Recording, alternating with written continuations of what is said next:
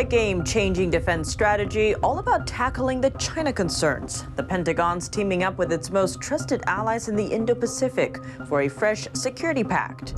The race for the 2024 White House zooming in on Taiwan. Two candidates highlight their policies toward Chinese aggression if they get elected. Inside China, fierce competition and dwindling rewards are challenging rideshare drivers. A lot of idle labor will enter the market. And a major overseas lender facing a domestic debt bomb. China's total local debt hits a whopping $23 trillion. Can China contain the crisis? Or will it boil over? What do you think? Let us know below and subscribe if you haven't already.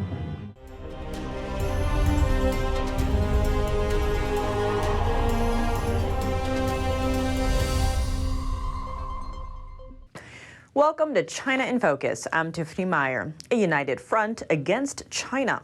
A new deal just signed between Australia and Japan is the latest game-changing defense cooperation in the Indo-Pacific.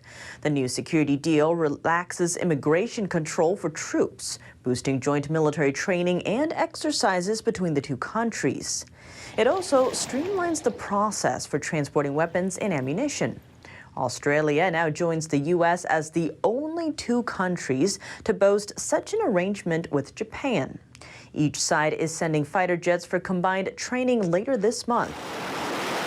In the event of a conflict, Australia's early warning systems could help the U.S. and Japan detect missile launchers in the region. Allies are banding together to face an increasingly aggressive communist China. This builds on the Quad alliance between the U.S., Australia, Japan, and India, and the AUKUS framework between the U.S., UK, and Australia. The U.S., Japan, and South Korea are also working together to address nuclear threats from North Korea, with the possibility of including the Philippines. President Biden is set to broker a crisis hotline between Japan and South Korea this Friday at Camp David in Maryland. The Biden administration has been expanding security agreements in the Indo-Pacific, but none are explicitly aimed at militarily containing China. U.S. presidential hopefuls are bringing the heat on China to the campaign trail this week. And as more and more of the world's focus falls on Beijing's threat, two presidential candidates are laying out their Taiwan stances. First up, South Carolina Senator Tim Scott. A new campaign ad outlined his plan for a new farming bill. I will stop China from buying our farmland, and I will fight for fair trade to ensure our farmers have access to foreign markets. The bill would seek to strengthen food security, create growth in rural communities, stop the Chinese Communist Party from buying up U.S. farmland. Next is Republican Vivek Ramaswamy. His policy is to defend Taiwan in case of a Chinese invasion, at least until 2028. Speaking on the Hugh Hewitt show, Ramaswamy addressed Chinese leader Xi Jinping, saying, "Do not mess with Taiwan."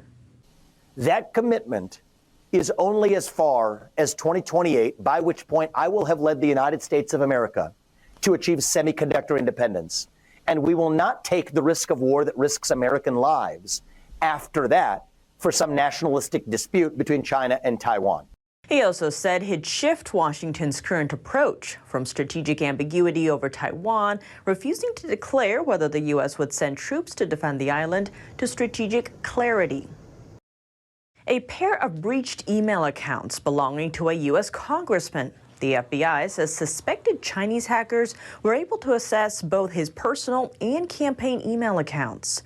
Nebraska Republican Don Bacon is a vocal supporter of Taiwan and a critic of the Chinese regime. In a social media post, Bacon said the hackers only got access to political strategy and fundraising information. He says the FBI told him about the breach Monday. Bacon is the first known lawmaker to fall prey to an alleged Chinese espionage campaign. Hackers also breached the unclassified email accounts of senior State Department and Commerce Department officials in May, including the U.S. ambassador to China and Secretary of Commerce Gina Raimondo. More and more job seekers are turning to options like rideshare driving to make ends meet. That's the case in China, where the market has seen a 7% increase in recent months. What hints does this offer about the nation's unemployment troubles? Let's dive in. As China's job market shrinks, a rush of newcomers is oversaturating gig economy jobs like ride-hailing. It's eating into the income of existing full-timers like Li Wei-min and dragging out his work hours. He's near Shanghai's most prominent train station, which used to be a hot pickup spot. But he's out of luck, or possibly the competition for customers is now just much tougher. I must persist because, after all, due to the effects of the pandemic, even if I want to give up this job, it's difficult to find other jobs now. There is no other job to find. China saw 400,000 new registered ride-hailing drivers in the sector between April and July, flooding the market with a 7% surge. It comes as the world's second-largest economy has sputtered, trying to pivot out of some of the world's harshest lockdowns, with youth unemployment soaring. China's Statistics Bureau said on Tuesday it would suspend releasing youth jobless data after record-high readings, over a fifth unemployed as of June. Market analyst Wang Ke points out ride-hailing naturally became the first choice for quick cash for a growing number of jobless people. Because of the impact of 3 years of the pandemic, many companies and small enterprises may have gone bankrupt or gone out of business, so a lot of idle labor will enter the market. There has also been a sharp decline in the number of jobs. Some cities like Shanghai have suspended issuing new ride-hailing permits. But even with less drivers, economists say making a living is likely to become more difficult for many people in China as it enters a period of much slower economic growth. For many in the ride-hailing sector, each day is bleaker than the last, working longer hours to earn the same money they did months ago. It's the only option for those with family to support, like Zhu Jimin, who spends 15 hours behind the wheel. The only thing on my mind every day is just making money because our parents are getting old. My kids are going to junior high, high school. Conditions for my family aren't great. So why am I so hardworking? It's because there are a lot of ways my family needs to use the money. China's official data says over a fifth of its young workforce are unemployed as of June. The Chinese regime has a history of underreporting data that reflect poorly on its economy. Frank Xie, professor of marketing at the University of South Carolina, Aiken, says the real number could be as high as 30%. The spotlight on China's financial woes tends to focus on Beijing, but the nation's financial challenges reach much further, all the way down to local branches of government under the Chinese Communist regime.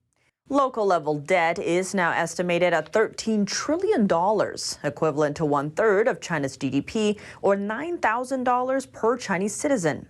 China's State Council sent officials to over 10 of the country's most financially weak provinces with the goal of reducing debt. But the post-pandemic climate has presented a challenge. The impacts of Beijing's strict lockdown orders are still wreaking havoc on demand, while trade tensions have led to U.S. restrictions on high-tech exports to China. That uncertainty driving foreign companies to seek greener pastures and relocate to other countries.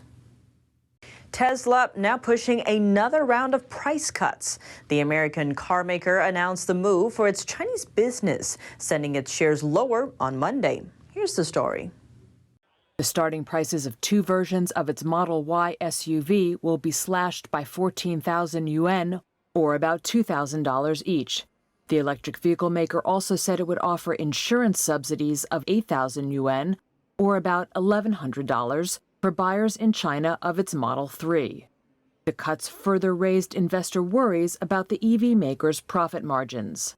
A similar price drop last month came despite a pledge made along with several other companies in China to avoid so-called abnormal pricing, which some thought signaled a truce in the price wars that have threatened corporate profits.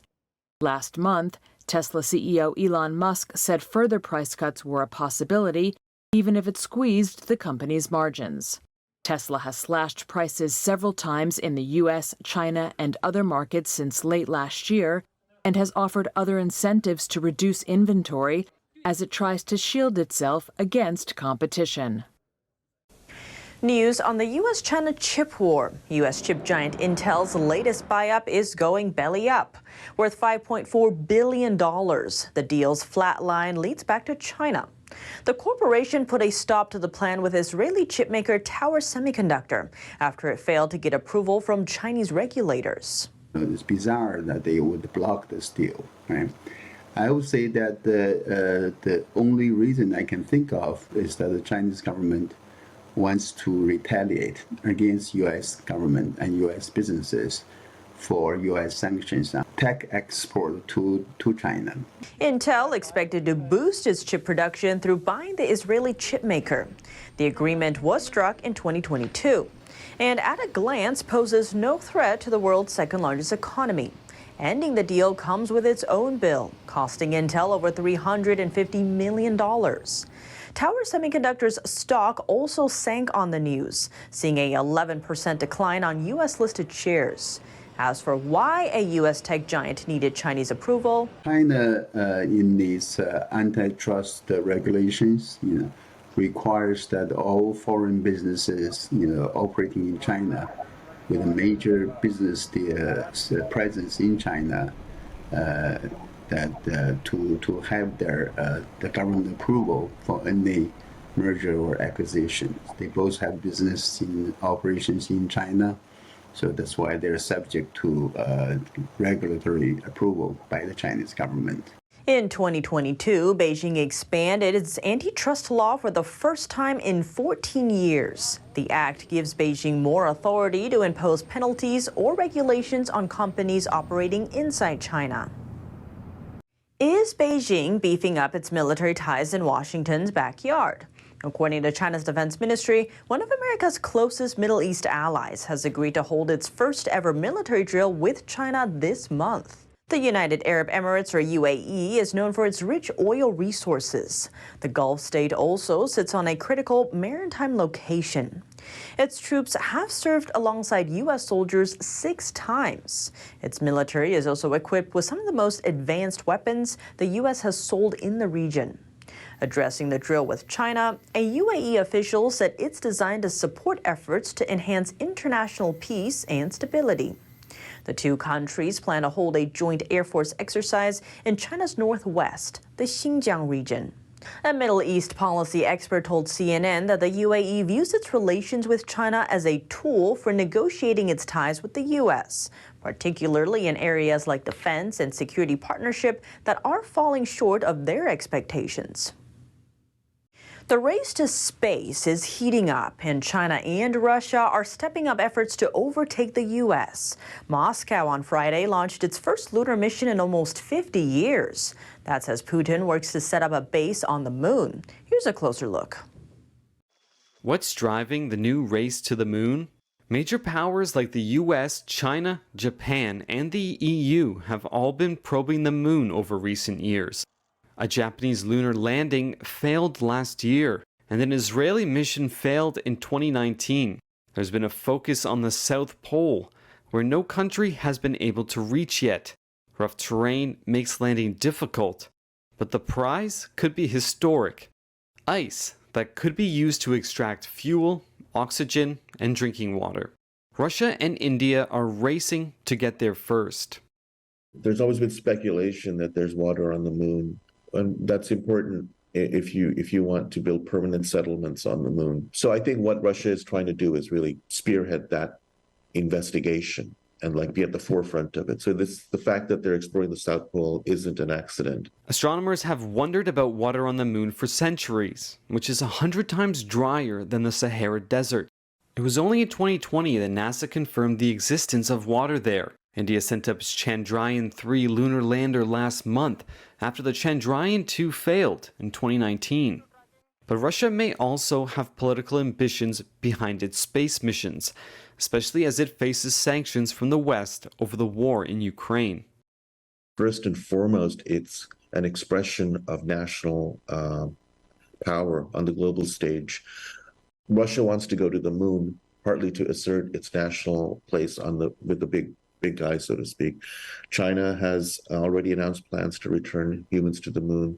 The U.S. has a major program called Artemis that it is in the middle of. So there's a lot of activity going on. Russia, because it lacks the economic power of the United States, has allied with China. So it's possible that what the Chinese do, the Russians may actually piggyback on top of that in the next 10, 15 years. NASA sent out an earlier warning about China's space ambitions. Space Agency Chief Bill Nelson said before that Beijing and Washington are locked in a space race, and that if China wins, it could try to claim ownership of parts of the moon. China sent the final modules of its own space station into orbit last November, completing the country's answer to exclusion from the International Space Station. Beijing has also been investing in aerospace technology. Another big story to look out for, China's floundering economy and the looming tension over the Taiwan Strait. Could its economic woes hinder Beijing's plans for a possible invasion of Taiwan? Stay tuned for expert insights. That and more coming up tomorrow on China in Focus. That's all for today's China in Focus on YouTube. We're now sharing a shortened version of our program here after being demonetized for 2 years. Here's what to look out for in our second half. Beijing's ambition for dominance flowing into outer space. NASA warning China is looking to take control of the moon and deny the U.S. access to it. How big of a threat is this? And what should Washington's foreign policy look like when it comes to space? We speak to Brandon Weichert, author of Winning Space, How America Remains a Superpower, for insight. The full episode is available on our partner platform, Epic TV. To sign up, click the link down below. Thanks for watching China in Focus. I'm Tiffany Meyer. See you tomorrow.